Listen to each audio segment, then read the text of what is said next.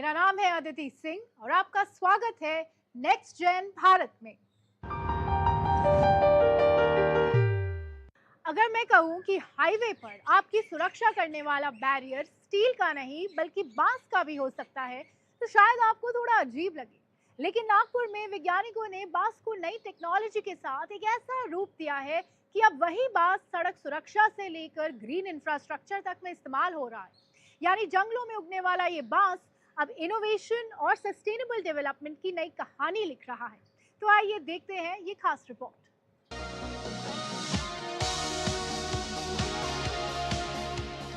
मेरे हाथ में दिखने वाला ये साधारण सा बांस का टुकड़ा शायद आपको लगे कि ये जंगल में उगने वाला कोई साधारण सा पौधा है, लेकिन मैं आपको बता दूं कि नागपुर के नेरी कैंपस में यह एक बड़े इनोवेशन का कारण बन रहा है।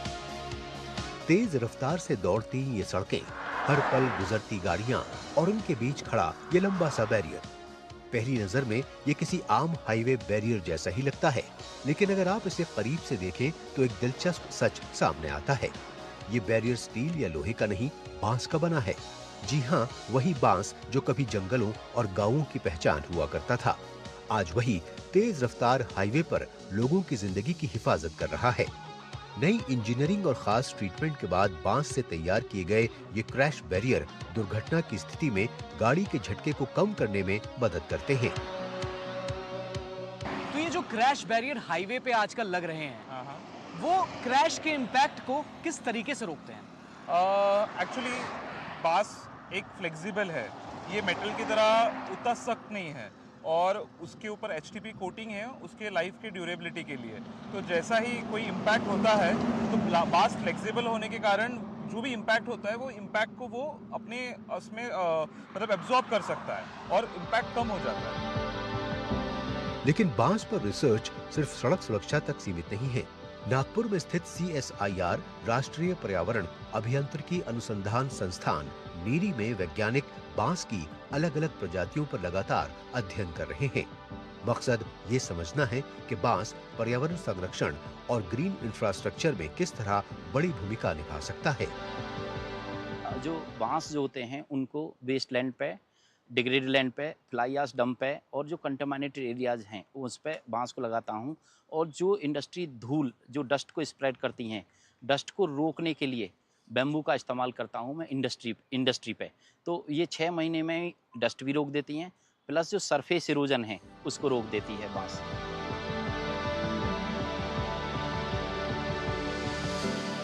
अब हम बात करेंगे कुछ ऐसे युवा रिसर्चर्स से जो इस इनोवेशंस पर काम कर रहे हैं। तो हम लोग ये सब चीज़ें एनालाइज करते हैं कि पर्टिकुलर कौन से बाम्बू में कौन सी स्पीसीज़ में पर्टिकुलर सिलिका कंटेंट ज़्यादा है और उसको बाइंड करने वाले जो न्यूट्रिएंट है वो कौन से ज़्यादा है।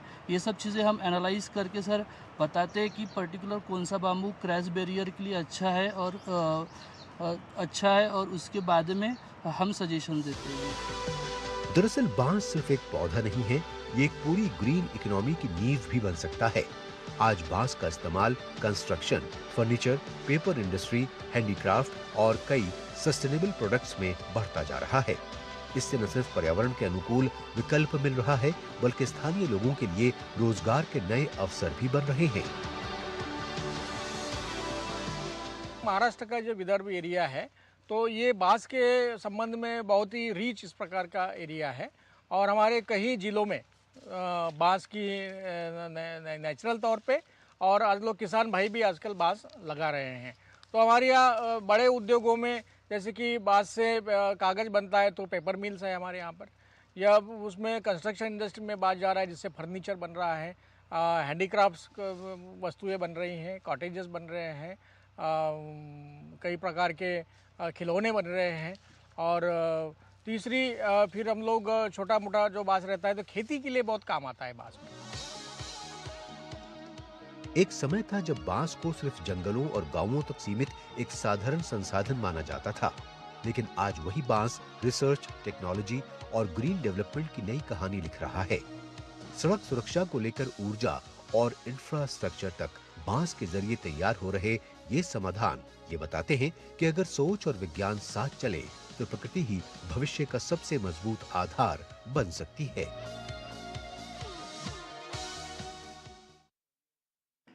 आज के दौर में साथ रहना, एक दूसरे का सम्मान करना और मिलकर फैसले लेना एक बड़ी चुनौती है। खासकर युवाओं के लिए ऐसी मिसालें देखना और समझना बहुत जरूरी है। गुजरात के मेहसाणा जिले का चांदड़की गांव ऐसी ही एक मिसाल बनकर सामने आया है। यहाँ आपसी सहयोग, सामूहिक जीवन और बुजुर्गों की अहम भूमिका ने गांव को एक खास पहचान दी है। तो आइए देखते हैं कैसे टीम वर्क के दम पर ये गांव आगे बढ़ रहा है। भारत को आज भी गांव का देश कहा जाता है और यहाँ हर गांव की अपनी एक अलग पहचान है। इन्हीं गांव में से एक है मेहसाणा जिले का चांदनकी गांव, जो सामाजिक सद्भाव और भाईचारे के लिए जाना जाता है। तो चलिए चलते हैं चांदनकी गांव और देखते हैं इसकी खूबसूरती को बेहद नजदीक से। दिखने में साधारण सा ये गांव अपने सामूहिक जीवन और सौहार्द की वजह से एक अलग पहचान बना चुका है। यहाँ की सबसे खास पहल है गांव की सामुदायिक रसोई। इस रसोई में कोई भी बुजुर्ग अकेले भोजन नहीं करता। एक तय समय पर सभी बुजुर्ग यहाँ इकट्ठा होते हैं, साथ बैठकर भोजन करते हैं और आपस में बातचीत करते हुए समय बिताते हैं। ये सिर्फ खाना परोसने की जगह नहीं है, बल्कि रिश्तों को मजबूत करने का एक माध्यम है, जहां अकेलापन कम होता है और पूरा गांव एक परिवार की तरह जुड़ा रहता है। गांव की दिशा और मूल्यों को संभालने की जिम्मेदारी आज भी यहाँ के वरिष्ठ नागरिक निभा रहे हैं। उनका अनुभव, धैर्य और साथ मिलकर आगे बढ़ने की भावना ही चांदड़की की असली ताकत है। हमारे गांव के अंदर एजुकेशन ज़्यादा होने की वजह से ज़्यादातर लोग आउट अहमदाबाद में है, सूरत है, इवन ऑस्ट्रेलिया, कनाडा और अमेरिका भी है।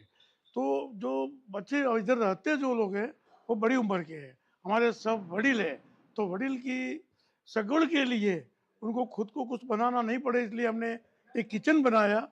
किचन को 15 साल हो गया।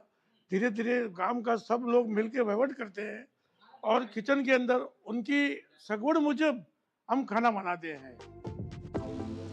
चांदड़की में एकता सिर्फ एक विचार नहीं, बल्कि रोजमर्रा के जीवन का हिस्सा है। यहाँ विवाद बातचीत से सुलझाए जाते हैं, त्योहार पूरे गांव के साथ मनाए जाते हैं और गांव से जुड़े फैसले सामूहिक रूप से लिए जाते हैं। यही आपसी भरोसा और सहयोग इस गांव की पहचान बन चुका है। मेरे पीछे आप गांव के बुजुर्ग को झूला झूलते देख सकते हैं। यह दृश्य सिर्फ मनोरंजन का नहीं है, बल्कि गांव की शांत और सादगी भरी जीवन शैली का प्रतीक है। इस गांव की यही खासियत है, आधुनिकता के साथ साथ यहाँ परंपराओं की मिठास बनी हुई है।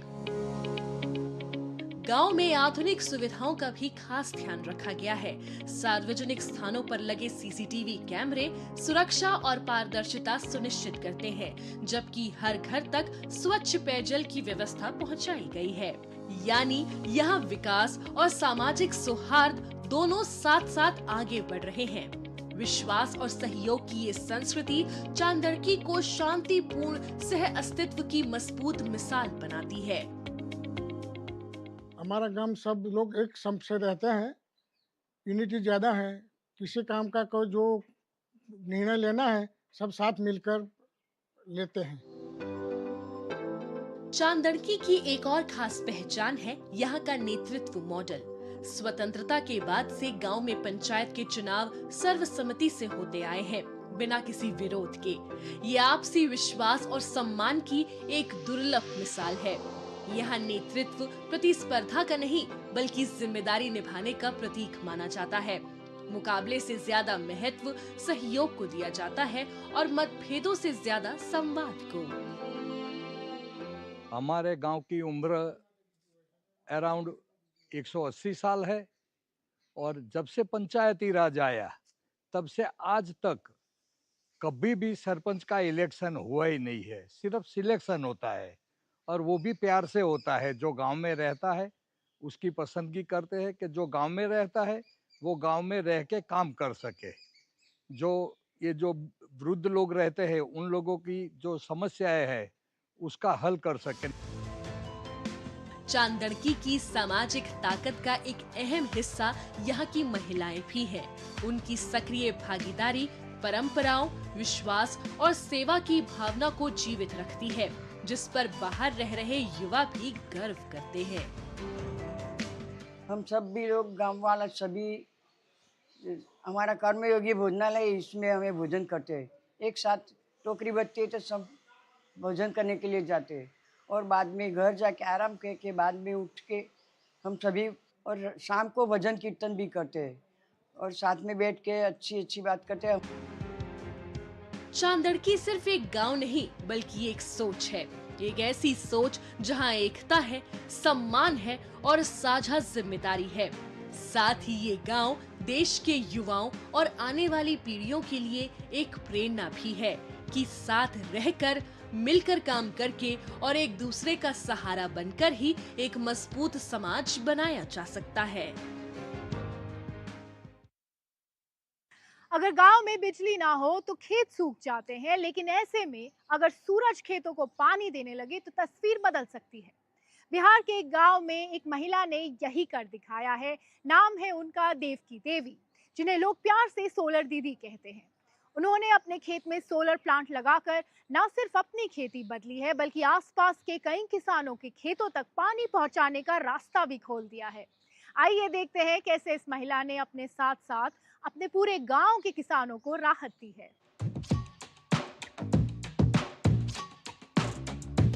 सूरज की रोशनी सिर्फ गर्मी नहीं देती, बल्कि इससे रोजगार भी बनाया जा सकता है। जी हाँ, बिल्कुल सही। इस समय हम हैं बिहार के मुजफ्फरपुर जिले के ककड़ाचक गांव में। इसी गांव में रहती हैं सोलर दीदी देवकी देवी जी। आज उन्हीं से हम सीधा आपको मिलवाते हैं और ये बताते हैं कि कैसे उन्होंने अपने प्रयास से खेत खलिहान और किसानों की जिंदगी में रोशनी भरी। बिहार के मुजफ्फरपुर जिले के बूढ़ी गंडक नदी के किनारे बसा ककड़ाचक गांव और इसी गांव से शुरू हुई एक नई सोच की कहानी। कुछ साल पहले देवकी देवी ने अपनी जमा पूंजी और सरकारी मदद से अपने छोटे से खेत में सोलर प्लांट लगाया। उस समय यह कदम थोड़ा जोखिम भरा था, लेकिन देवकी देवी को भरोसा था कि अगर सूरज की ताकत को सही तरीके से इस्तेमाल किया जाए तो खेती की मुश्किलें काफी हद तक कम हो सकती हैं। धीरे धीरे आसपास के किसान भी इस सोलर प्लांट से पानी लेने लगे और देखते ही देखते ये पहल पूरे इलाके के किसानों के लिए उम्मीद बन गई। ये सफर कैसे शुरू हुआ देवकी जी, ये जरूर बताइए हमारे दर्शकों को। ये सफर जीविका से जुड़े के बादे मिलल है।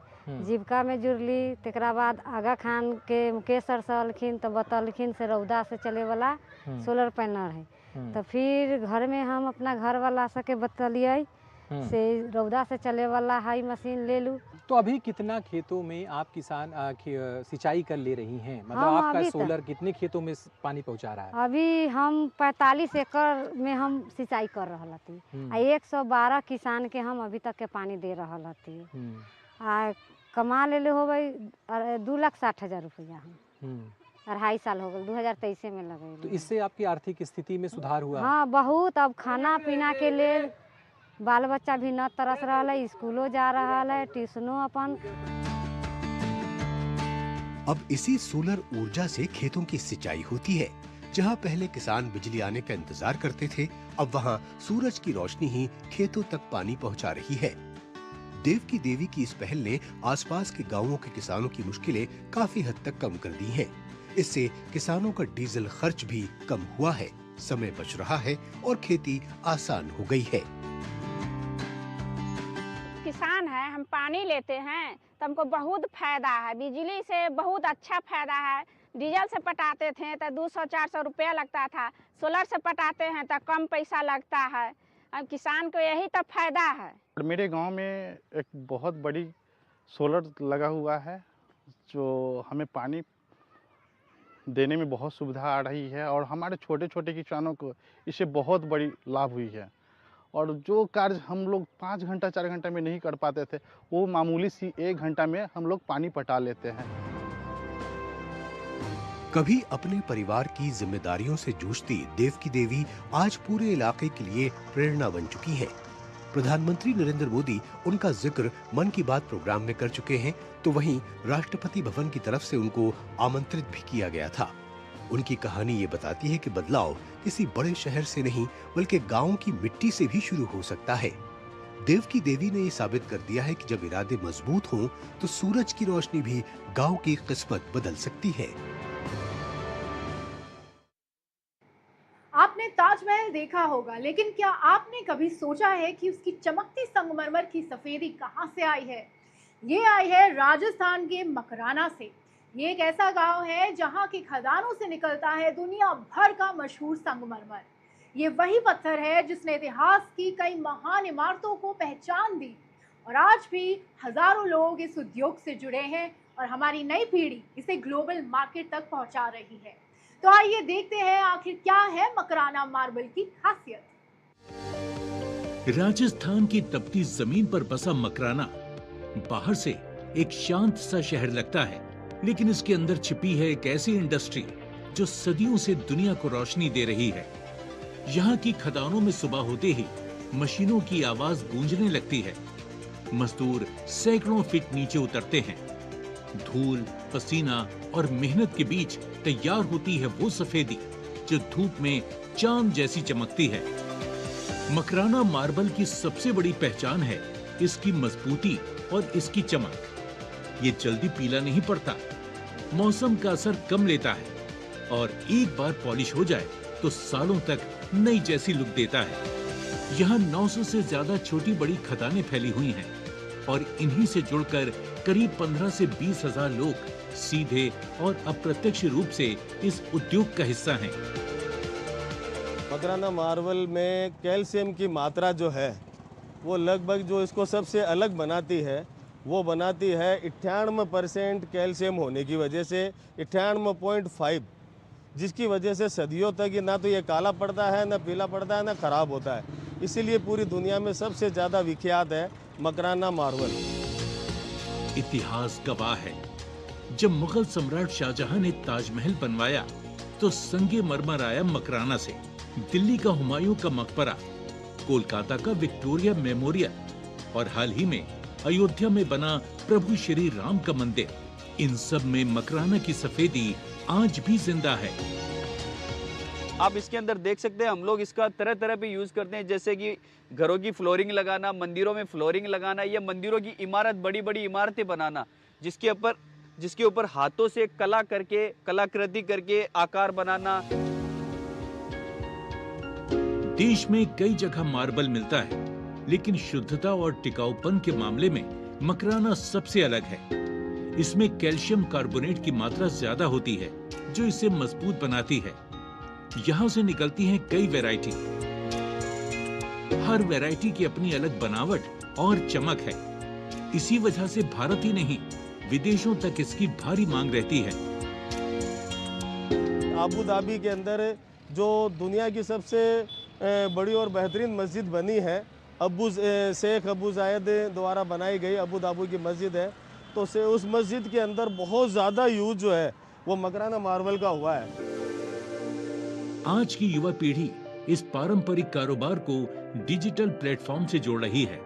ऑनलाइन मार्केटिंग और नए नेटवर्क के जरिए मकराना मार्बल ग्लोबल मार्केट तक पहुंच रहा है। सबसे खास बात, यहाँ कुछ भी बेकार नहीं जाता। कटिंग के दौरान निकलने वाला बारीक पाउडर भी पूरी तरह इस्तेमाल होता है।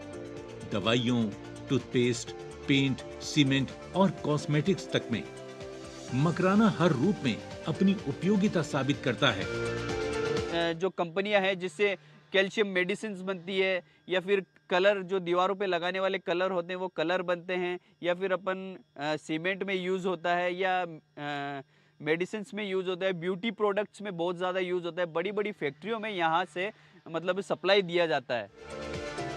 रेगिस्तान की इस धरती से निकली ये सफेदी आज भी दुनिया को बताती है कि असली चमक वक्त के साथ और निखरती है। अगर आप ऐसी जगह देखना चाहते हैं जहां प्रकृति अपने सबसे खूबसूरत रूप में दिखाई दे, तो मणिपुर आपके लिए एक खास डेस्टिनेशन हो सकता है। नॉर्थ ईस्ट में बसा ये राज्य अपनी झीलों, पहाड़ियों और शांत माहौल के लिए जाना जाता है। लोकटक झील के तैरते द्वीप हो या पहाड़ों के बीच बसे शांत नज़ारे, यहाँ हर जगह अलग अनुभव मिलता है। तो आइए देखते हैं मणिपुर की इसी खूबसूरत दुनिया की एक झलक। हल्की धुंध के बीच पहाड़ों के बीच से आती ठंडी हवा और सामने फैली एक विशाल झील जिसके पानी पर तैरते छोटे छोटे द्वीप किसी जादुई दुनिया का एहसास कराते हैं। ये नजारा है मणिपुर के उस प्राकृतिक खजाने का जिसे देखने के बाद हर ट्रैवलर यही कहता है ये जगह सच में भारत का रत्न है। यह है राजधानी इम्फाल से करीब 48 किलोमीटर दूर विष्णुपुर जिले में स्थित लोकटक झील, जो पूर्वोत्तर भारत की सबसे बड़ी मीठे पानी की झील मानी जाती है। झील के शांत पानी और तैरते द्वीपों का नजारा किसी ड्रीमस्केप से कम नहीं लगता। यही कारण है कि मणिपुर आने वाला लगभग हर पर्यटक इस जगह को अपनी ट्रिप का जरूरी हिस्सा बनाता है। जो भी है यूपी, बिहार, लखनऊ, जहाँ से आने आइए घूमने, आप लोग भी आइए। अच्छा जगह है, बहुत सुंदर जगह है, शांति है, फ्रेश एयर मिलता है इधर का, और फ्रेंड के साथ इधर पे घूमने के लिए बहुत अच्छा है। इधर पे मोटर बोट है और हम लोग इधर पे घूमने के लिए आने के टाइम इधर पे हिल्स भी है और इधर पे लेक बहुत अच्छा है, फ्रेश है और इधर पे घूमने के लिए बहुत अच्छा है। मणिपुर की खासियत यह है कि यहाँ का लगभग हर कोना एक अनदेखी और खूबसूरत जगह जैसा महसूस होता है। ऐसी ही एक जगह है चूराचांदपुर जिले का खोगा डैम। शांत पानी, चारों ओर फैली हरियाली और पहाड़ियों के बीच ये जगह किसी पोस्टकार्ड जैसी लगती है। यहाँ आने वाले पर्यटक बोटिंग, ट्रैकिंग, पिकनिक और फोटोग्राफी का जमकर आनंद लेते हैं। खासतौर पर बेहद साफ पानी में तेज रफ्तार से बोटिंग करना एक ऐसा अनुभव है जिसे शब्दों में बयान करना मुश्किल है। सच कहें तो ये जगह नेचर और पीस का परफेक्ट कॉम्बो है। Atmosphere is really warm and really friendly, and it's a clean place, to be honest, and it's all surrounded with nature with a little touch of amusements. अगर आप प्रकृति के बीच सुकून के पल बिताना चाहते हैं तो अंचिंग पार्क भी एक शानदार जगह है। राजधानी इम्फाल से करीब 15 किलोमीटर दूर शहर के बाहरी इलाके फेइडिंगा महाराबी में स्थित ये पार्क प्रकृति प्रेमियों के लिए किसी सरप्राइज से कम नहीं। चट्टानों को काटकर बनाए गए इस पार्क में रंग बिरंगे फूल, ऑर्किड और हरियाली ऐसा माहौल बनाते हैं जैसे आप किसी नेचर फिल्म के सेट पर खड़े हो। ये जगह खास तौर पर युवाओं के बीच फोटोग्राफी, रील्स और ट्रैवल कंटेंट के लिए काफी लोकप्रिय है। It is very pleased to came here in the summer, except for the winter. I'm not very sure in winter, but if you came in the summer, it's a very incredible places. A place where you can relax, get a peaceful mind, and also we have a lot of natural surroundings, natural sounds that give us a lot of peaceful mind. And then I see so many couples as well as family and as well as friends who have came here today. Manipur की खूबसूरती सिर्फ प्रकृति तक सीमित नहीं है, बल्कि यहाँ की ऐतिहासिक विरासत भी उतनी ही खास है। सेनापति जिले के विलांग इलाके में मौजूद मोनोलिथ इसका शानदार उदाहरण है। ये विशाल पत्थर के स्तंभ सदियों पहले बनाए गए थे। सबसे हैरानी की बात यह है कि इतने बड़े पत्थरों को बिना किसी आधुनिक मशीन के काटकर खड़ा किया गया था। इनसे जुड़ी कई रोचक कहानियां भी प्रचलित हैं। स्थानीय लोगों का मानना है कि यहाँ मौजूद पत्थरों की सही संख्या गिन पाना आसान नहीं है। One thing that I know about this place is the amount of rocks that are placed there, and there is a saying that we can't count the amount of rocks present here, and it's just that no matter how much we try to count, the numbers won't be constant. That's why I learned. That's the only thing that I know about this place. कुल मिलाकर मणिपुर एक ऐसा राज्य है जहाँ प्रकृति, संस्कृति और इतिहास मिलकर एक अलग ही अनुभव देते हैं। यहाँ आना सिर्फ घूमना नहीं, बल्कि एक नई दुनिया को महसूस करना है। शायद यही वजह है कि जो भी यहाँ आता है वो सिर्फ खूबसूरत तस्वीरें ही नहीं बल्कि यादगार अनुभव भी अपने साथ लेकर लौटता है। और इसीलिए मणिपुर सिर्फ एक ट्रैवल डेस्टिनेशन नहीं बल्कि भारत की प्राकृतिक खूबसूरती का एक अनमोल अनुभव है। फिलहाल के लिए इतना ही। आपसे फिर मुलाकात होगी अगले एपिसोड में। तब तक के लिए धन्यवाद।